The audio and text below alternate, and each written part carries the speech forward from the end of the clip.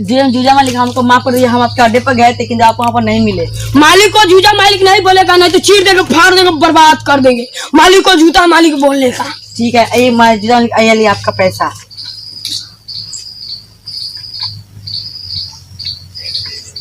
अरे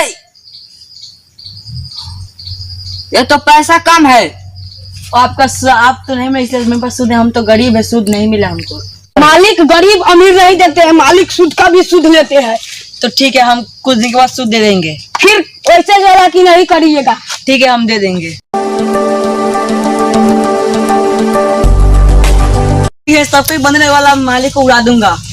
जल्दी फेंको, सब बंदूक फेंको जल्दी।